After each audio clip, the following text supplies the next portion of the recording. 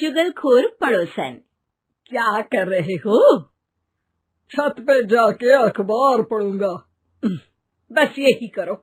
तुम्हें पता भी है कि बहू क्या गुल खिला रही है? उसने नया फेसबुक अकाउंट बना लिया है। रोज 10 फोटो डालती है। हमारे परिवार की तो नाक कटवा देगी ये।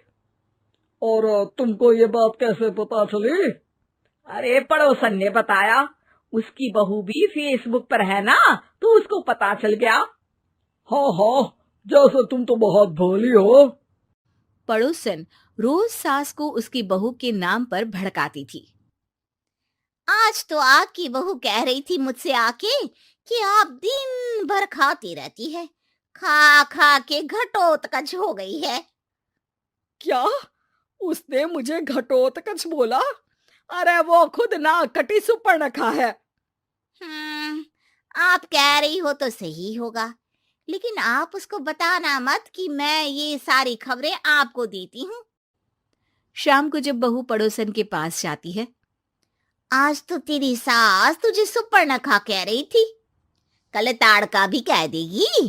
पता नहीं इतनी अच्छी बहू मिली है, फिर भी वो तुझे राक्षसिनी क्यों समझती है? आप कितनी अच्छी हैं। आप मेरी सास की हर बात मुझे बता देती हो, वरना मुझे पता ही नहीं चलता कि वो मेरी पीठ के पीछे इतनी बुरी बात करती है। चालाक पड़ोसन रोज ही दोनों सास बहू के सामने उन दोनों की ही बुराई करती और चुगली करके बातें बता देती, ताकि दोनों में हमेशा लड़ाई होती रहे। आपने तो बस छत पे बैठ के अखबार पढ़ना है और चाय के घूंट पीना है। बहू की वजह से मुझे तो जहर के घूंट पीने पड़ रहे हैं। कल वो मुझे मोटी घटोत्कच बोल रही थी। तो तुम भी तो उसको नाक कटी सुपर्णखा बोल देती ना। हाँ हाँ, वही बोल दिया मैंने उसे। आप मुझे कितना समझते हो। बहुत अच्छे से।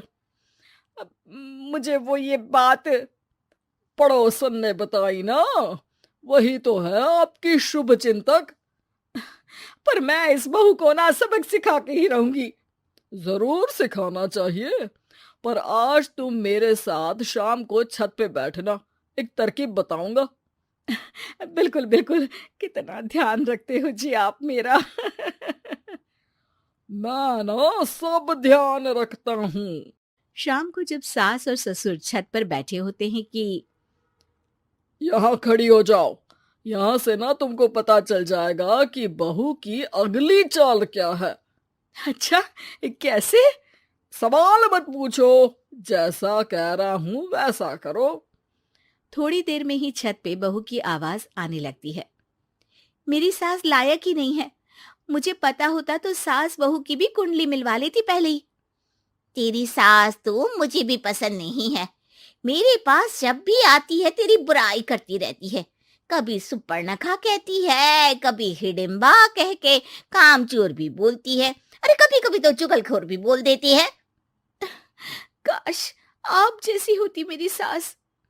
ऊपर छत पे पड़ोसन और बहू की आवाज सुन के सास के होश उड़ जाते हैं। समझी? जी समझी। सुबह तुम्हारे सामने ये बहू की बुराई करती है और शाम को बहू के सामने तुम्हारी।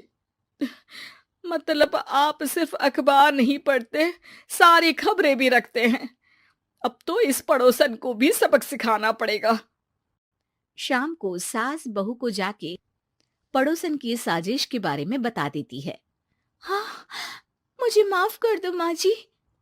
तुम भी अपनी माँ जी को माफ कर दो, इन्होंने भी तो तुमको बहुत कुछ कहा है। अरे बस बस, अब ये सोचो कि पड़ोसन को सीधे कैसे करना है। अगले दिन सुबह पड़ोसन सास का इंतजार कर रही होती है, लेकिन वो देखती है कि वहां सास और बहू एक साथ आ जाते हैं।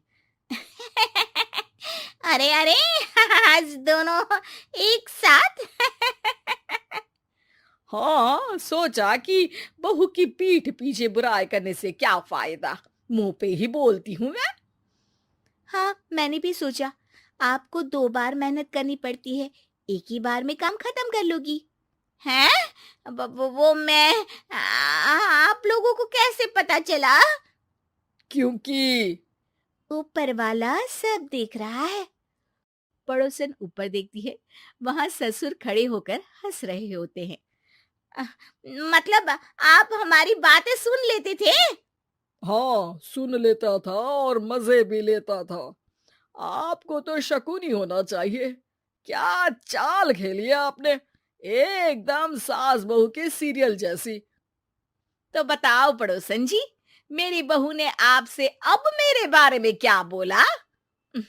यही बोला कि सास बहुत अच्छी है, बहुत ध्यान रखती है। अच्छा, और सास ने मेरी क्या बुराई की? नहीं ना की बुराई, हमेशा तारीफ करती है। भगवान सबको ऐसी सास दे। मेरी गलती है जो मैंने आप लोगों में आग लगाने की कोशिश की। पर छत पे लगा हुआ सीसीटीवी, यानी कि शर्मा जी सब देख रहे थे। हाँ जी, मुझे माफ कर दीजिए।